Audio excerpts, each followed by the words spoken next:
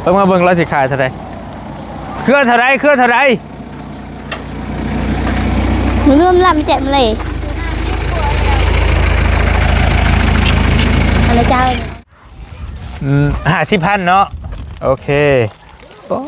ผลยังว่าเพลงอยู่เลยนี่พี่น้องเอ้ยแต่ว่าก็คือว่าเราซื้อไปให้งัวเราอ่ะนี่กล้วยชุมเจ้าบ่มีบ่ใช่ล่ะมีฮะกล้วยไม่เท่ไม่ได้ไปตัดอันสีตึงๆเนี่ยมันจังสีสุกไวคันแบบนี้แหละคือสีหน้าสุกเบิ่งทรงนี่มันอ่อนเนาะตัวได้แก่ๆเลยมาเบิ่งด้วยล่ะอ๋องวงช่างครั้งนี้อันนี้จะซอยก้นค่อยได้ของเจ้าบ่เอ้ยนี่นะของเจ้าเบิดเลยบ่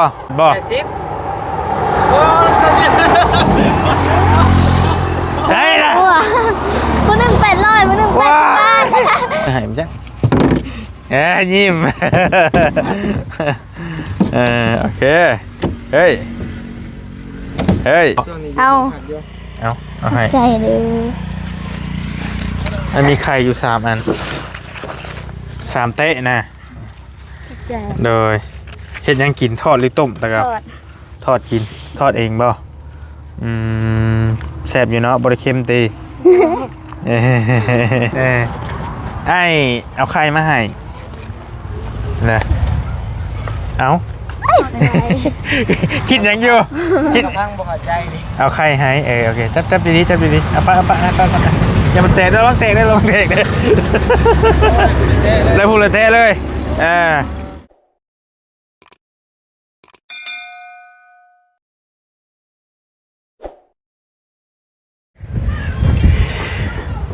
จึก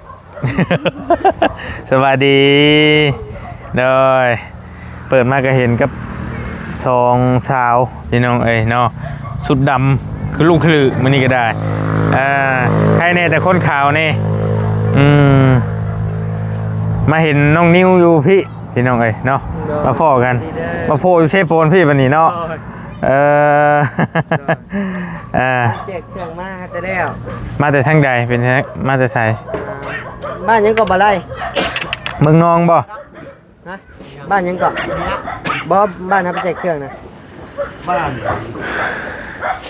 ยังวะมากับบ่ไล่2 คนบ่โดยมากับบ่ไล่ยาดอกบ้านยังก็ได้น้องยังก็ลืมเลยบ้านกระแรงบ่กระแรงบ้านกระแรงเข้าไปให้ผู้ใดทางใดล่ะจักบ่เมาหวาคนพื้นที่บ่จักใกล้เติบได้ใกล้อันพวกไปบ้านน้องยังก็เขาไปน้องหัวใกล้บ้านน้องหัวไปลงหลุมพ่นแล้วก็มีซอยเข้าไปบ้านกระแลงแม่นบ่แม่นก็เคยเห็นป้ายอยู่ใกล้เติบอยู่หลายโลเติบอยู่โอเคเดินปูไป3 ปู2ก็มาฮอดเมื่อคืนนี่เนาะโอเคนี่หน่อยได้ขึ้นยางใกล้ไปเลยเดี๋ยวแมนยูยับไปเบิ่งยับเขาเบิ่งซะมุมกล้องยับบ่ยับเขาบ่เป็นหยังมันกล้องมันบ่เห็นนะเบิ่งมุมกล้องคือสิบ่เห็นกี่ทีนะเสือดำคือกันช่ำเนาะผู้ว่าวได้ล่ะผู้ว่าวยินหูจักข่อยบ่จักเอ้าใครหูผู้นี้หูจักเห็นไอ้พาผู้สาวไปพาผู้สาวไปสีแดงน้องน้อยเมดีลีแล้วเนี่ยบนโต๊ะแล้วนี่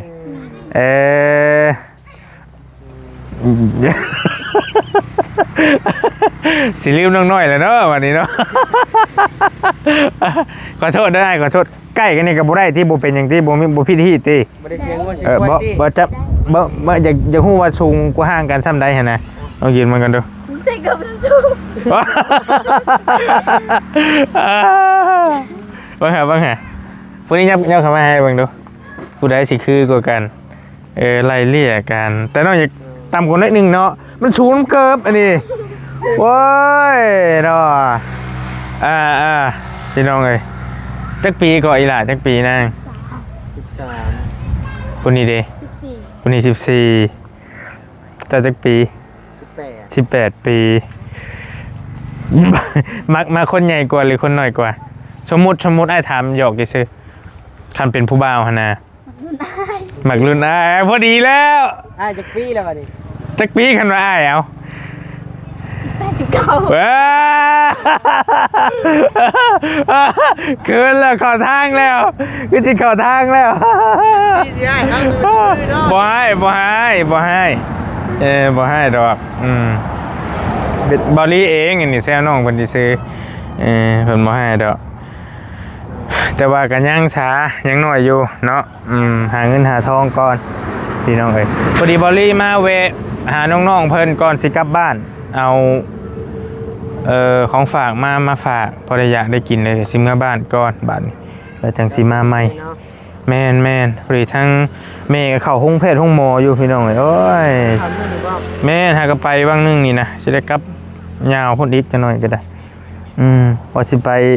น้องใจดีนำแน่แต่ว่านั่นก็ทีมงานก็ถามไทยอยู่แต่กับพังไว้คันนั้นก็ได้กลับมารอบหน้าพุ่นแหละเทื่อหน้าเพิ่นน่าอยู่จังว่ากันพี่น้องเอ้ยจักมื้อใดเจ้าสิมื้อซั่นน่ะ พังเบิ่งบ่มือฮื้อนี่แหล้วนะประมาณนี้ มื้ออื่นมื้อฮื้อนี่เนาะ โดยเพราะว่าเครื่องก็หมดแล้วเด้ อื เครื่องมาใหม่ ม อีกอะไปอยู่ต่อ อืม อันนี้ก็ บ่อยาก มาเพิ่ม มีบ่ต้มขนมก็ให้ผู้สาวกินแหน่จักถุงจักใดเบิ่งดู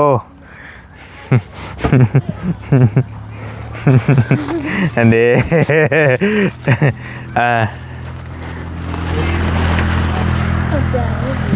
คืนเลยได้ทั้งนี้นะ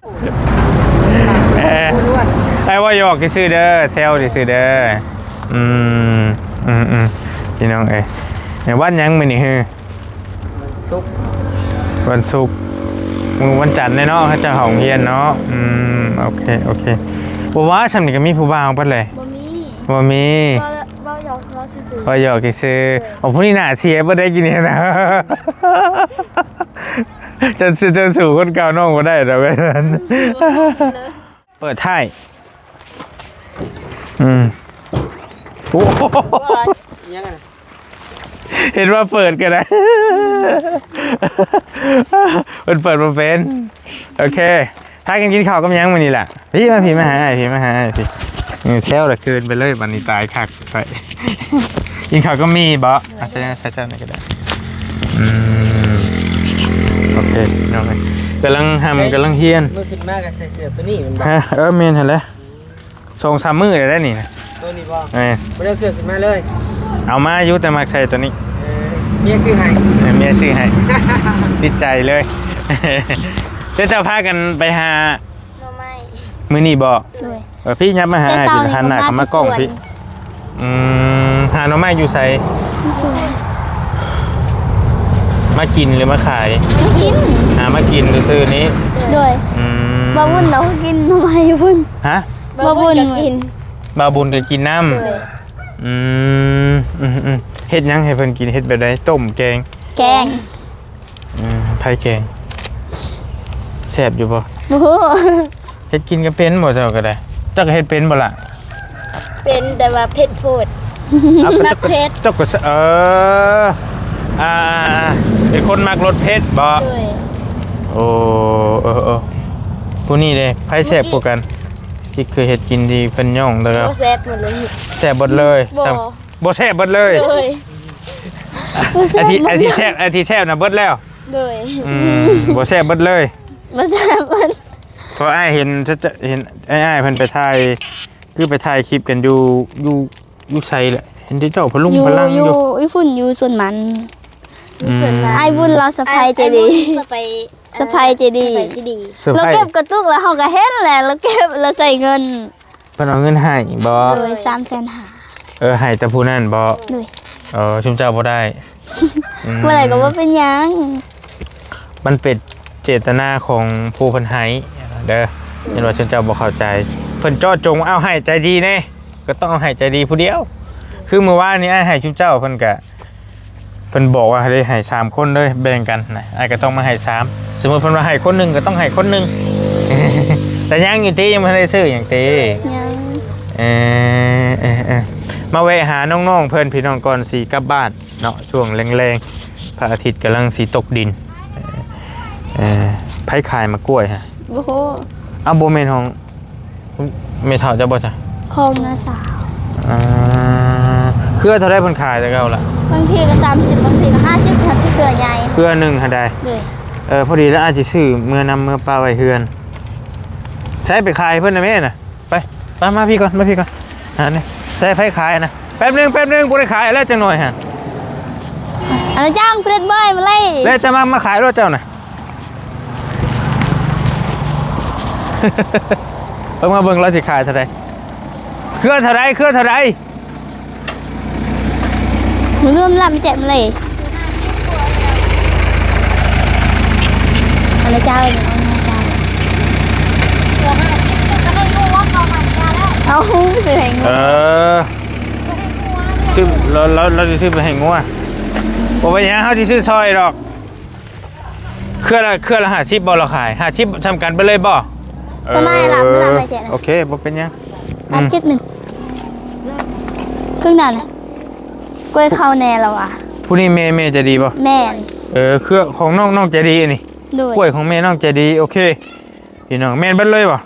โบแม่นกล้วยข้าวแน่ตัวนี้น่ะแล้ว กล้วยข้าเจ้านี่ตัวได้กล้วยลาว มันละ ตัวได้ของเจ้าเอ้ยมาพี่ก่อน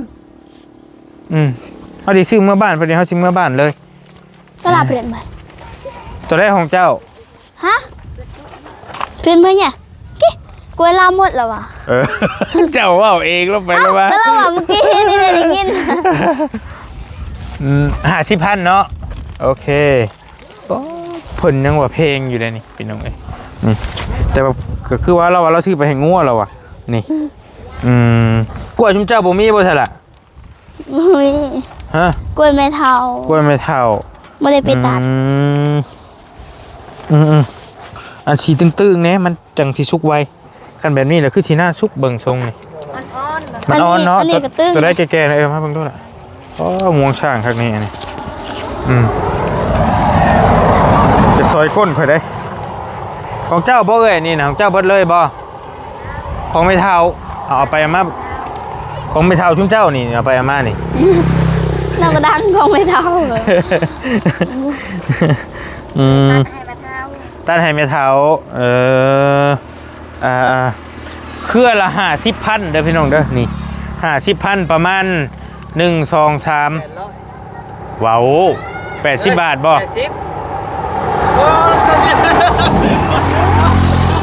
ใช่ล่ะ ผู้หนึ่ง800ผู้หนึ่ง80 บาทจนลืมมาลดเลย เห็นอันนั้นแล้วยาวคือสิตามก้นเจ้านี่นะ โอ้100,000ให้มัน150,000 โดย 75 บาทนี่75 บาทหรือว่า80 บาทก็ถึกอยู่คือน้องนิวบอกอะถึกอยู่75 บาทมีจักหวีล่ะนับให้เบิ่งนี่ 1 2 3 4 5 6 6 หวี ตัวนี้สิลายกว่านี่ 1 2 3 4 5 6 7 10หวี 7ตัวนี้แต่ว่ามันก็สิบ่ได้ซ้ำนี่เสมอไปแม่นบ่บางคนก็ต่อแม่นบ่ล่ะ แม่น บางคนก็ต่อแล้วรุดได้เท่าไหร่แต่ อันนี้ เก่า เราว่าตื้มให้เลย โอ้ตายคักยังบ่ทันซื้อซ้ำก็ได้ตื้มให้เฮาบ่ โดยเราว่าตื้ม ใจดีรออันนี้มาสาเสียวรถได้ไหมไอ้เอา2เครือ ตัวนี้ตื้ม มาเลยโอเค ต้องช่วยอ่ะ เฮ้ย แบกซอย ฮะ แบกซอยอ่ะ โอ้ยเนาะ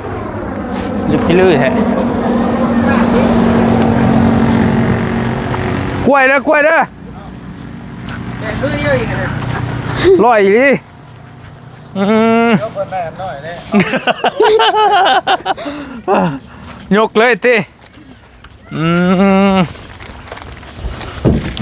โอเค ได้อีหยังน่ะทุกคนเนี่ย มุดแดงได้ เอาบ่ได้ก็มาขาย ซื้อซอยข้าเจ้าแม่นมุดแดงทั้งไข่มุดแดงฮึบใช่ละ ง่วงมีแต่ยาวแต่ยาว มันตัดยาวดิเพราะมันบ่ช่ำบ่พวกมึงเขาเฮือนเนาะเฮ้ยเนาะ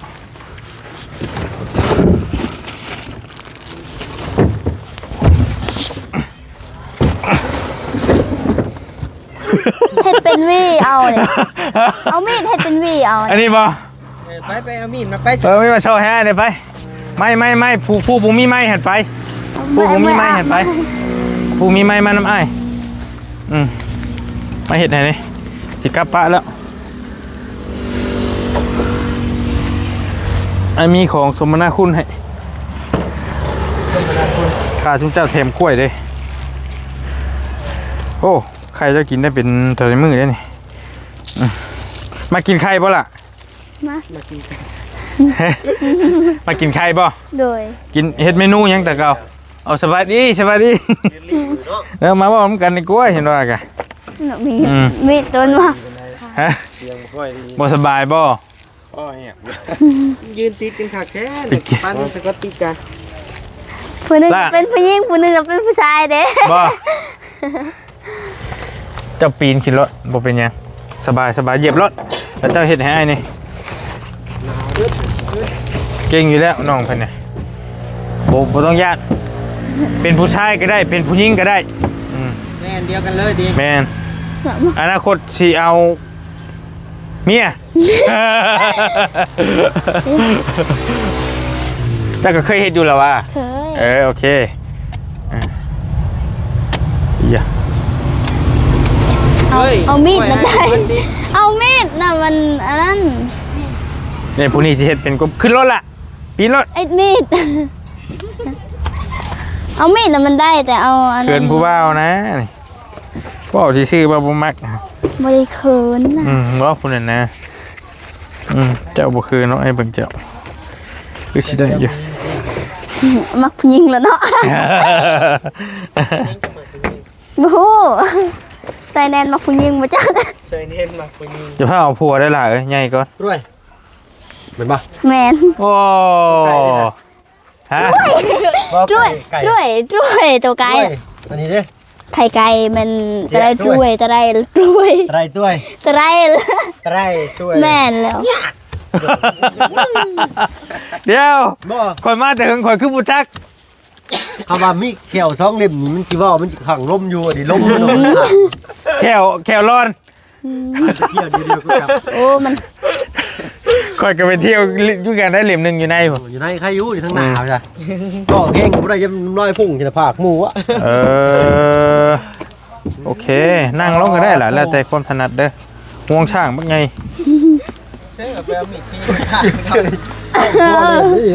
มันบอกเข่าเด้เจ้าเห็ดเป็นบ่เห็ดบ่เป็นมันก็เห็ดเป็นที่เทมค่ายแพงนึงไปเฮ้ยนะเทมมาหนึ่งกว่าต้องโค้งกูนี่ได้เมื่อกันจะได้ไข่เบิ้งจะได้ไข่ไปชมมานาคุณลุงเฮิมนี่ได้จุ่มมีไข่เดียวผมมีได้2 หน่วยผู้ลุงเฮิมนะหมดแล้วบอกไข่กินอยู่นะไข่เก็บไว้ลูกเมียนะเอาขึ้นแล้วนะเว้ยเอามีดน่ะมันก็ได้แต่เอาอันนี้มันไม่ได้มันยากมีคมทั้งหน้าทั้งหลังเลยเนาะ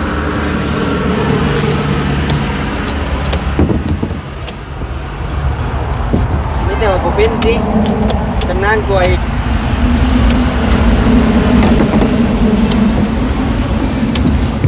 โอ้เก่งเว้ยน้องพันนี่ไม่จับ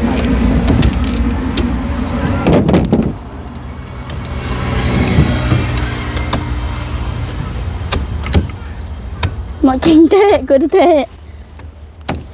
เกือบกับชูชีวิตแห้งนี่คู่เดียวบ่นางไปซื้อเอาไหมเนี่ยเงินได้ให้เอาให้เลยเกือบผู้บ่าวซื้อให้มั้ยจ๊ะยิ้มโอเคเฮ้ยมาจริงตั้งตาโอเคเป็นไหนเอ็งจับอยู่ดิผู้นี่เจ้าเลยก็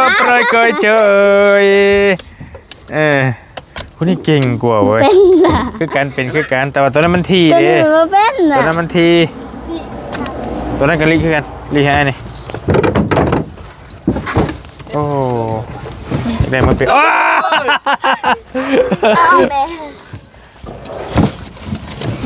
เดี๋ยวมือเป็นน้องไผ่ได้เนาะเป็นได้แท้ลึกพิลือแท้เราใช้นี่ให้บัดนี้เก็บชนิดเดี๋ยวมือผักเมื่อกินน้ำเนี่ยแหละพี่น้องเอ๋ย ของฝากจากเซโปนจริงๆเขาก็เอาเป็นเครือได้เลยแต่เก่าแต่ว่าจะมันนุ่มนะใส่นี่ก็ถึกแล้ว เลยเอาไปมันนุ่มเนาะ แม่นุ่มแท้ๆเอามือแต่เก่ากันโอเคอังเกิมคืออย่างวะกินข้าว โอเค อันเกิม อังเกิมน้องคนร้อยฟังอยู่มันเครื่องเวียดได้นี่เครื่องลาวเวียด เล่าก็ได้เล่าทึ่งก็ได้ เวียดก็ได้แต่ว่าเวียดได้โบราณเวียดนะกุ๊กกล้วยเวียดว่าได้ไหน ช่วย ช่วย จ้วย ช่วยมันกล้วย กุ๊กม่วง โอ้โห จอกน้ โอ้โห บ่เป็นอย่างนี้แต่ว่าเป็นเวียดมื่อไหร่ว่าทำไมมื่อไหร่ เป็นกินข้าวกินน้ อังเกิม ำอันเกิมมันกินข้าว อังเกิมนี่ไม่กินข้าว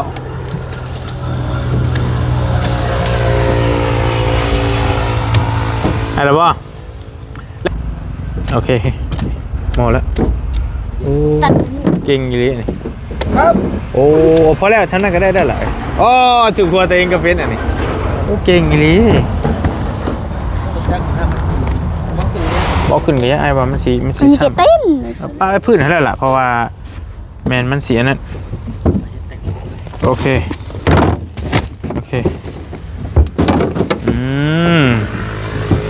รู้เรื่องโอ้เก่งว้าว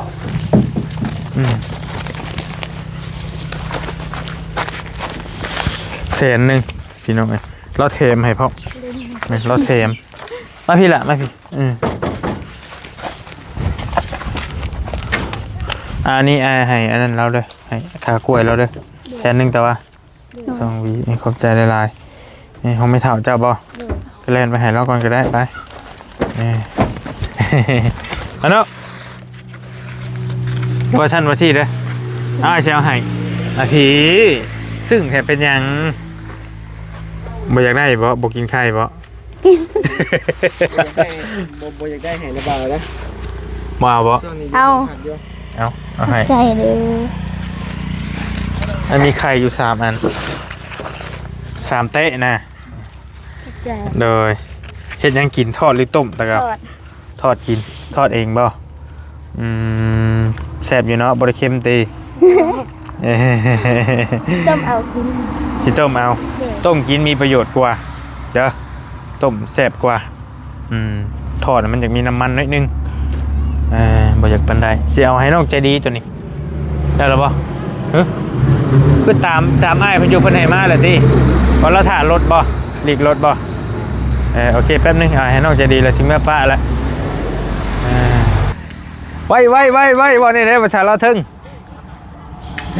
มีแต่ผู้ใส่เสื้อดำเนาะให้เขินไอ้เอาใครมาให้นะเอาคิดยังอยู่คิด พังบ่เข้าใจดิ เอาใครให้โอเคจับดีๆเอาปะอย่ามันเตะได้ลองเตะได้แล้วพูดเลยเตะเลยเอามือสบายดีเด้อบ่จันเด้อเมื่อไรบ่เมื่อกันหาอัพคลิปกัน เมื่อบ้านเลยบ่นอนอยู่มื้ออื่นเช้ามื้อโอเคเมื่อป้ากันเด้อเอามานี่บ่โดยกลับแล้วแม่เข้าห้องหมออีกเลยไปเลยไปลงสวรรค์ไปเลยโดยเจอกันโอเคพี่น้องนั่นแหละว่าสิไปถามไทยน้องเพิ่นอยู่หลายคนก็เอ็นดูสนใจทางบัดทุกคนนั่นแหละเพิ่นก็ว่าเป็นตาฮักบัดทุกคนน้องๆเพิ่นว่าอยากไปถามน้องใจดีครอบครัวแล้วแน่นะถามที่มาที่ไปแต่ว่ามันก็สิได้กลับก่อนแล้วบัดนี้สิฟ้าวในจักหน่อยบ่ลีก็ได้มาสิค่ำเด้อล่ะเด้อเมื่อป้าก่อนเด้อ โดยขอให้เดินทางปลอดภัยเด้อ โดย ขอให้โชคดี โดย โอ้โหภาษา แล้วว่าภาษาลาวบ่ค่อยเป็นพี่น้องเอ้ยแค่สบายดีดีมีเองเฮ้ยขอไม้ก่อนเมื่อป้าก่อนมันนี่เด้อเป็นลูกทอยมาแล้วกันโอเคมาต้มกินเด้อนางเด้อซื้อไข่มาฝากเพื่อนผู้ละแตะผู้ละอันนั้นพี่น้องเอ้ยทอดไข่ชูผู้บ่าวกินแน่ ทอดเป็นบ่อไข่ ไปกลับบ้านก่อนบริขอโตวเดินทางก่อนพี่น้องสิมาเยี่ยมเมย์ก่อนเมย์เข้าห้องแพทย์ห้องหมออีกแล้วโอ้ยเนาะบ่สบายแล้วกลับก่อนเด้อ โอเค สองหนุ่มเด้อ โดย กลับป้าก่อน น้าแล้วเดินทางปลอดภัย เจ้าตามเมื่อเด้อ โดยละประมาณวันที่40มาละ บ่ได้ฝากดอกไม้ไปให้น้องน้อยบ่ อย่าลืมเด้อ เดี๋ยวไปยอดมาได้ ย้อนหลังเอาก็ได้โอเคอยู่ดีมีแห้ง กลับก่อนไปพี่น้องเดินทางก่อนเดี๋ยวมันสิค่ำโอ้ยไปหาเมย์ก่อนนี่ก็บ่สบายอยู่นี่ก็เป็นเคสของน้องใจดีน้องเลี้ยงน้องอาณาน้องแต่งจริงเนาะเป็นเคสใหม่ป้ายแดงที่ไอ้เตียงมาพ่อแต่น้องเพิ่นก็มารยาทดีปัจจุบันไปก่อนบ๊ายบายพี่น้องเจอกันโดย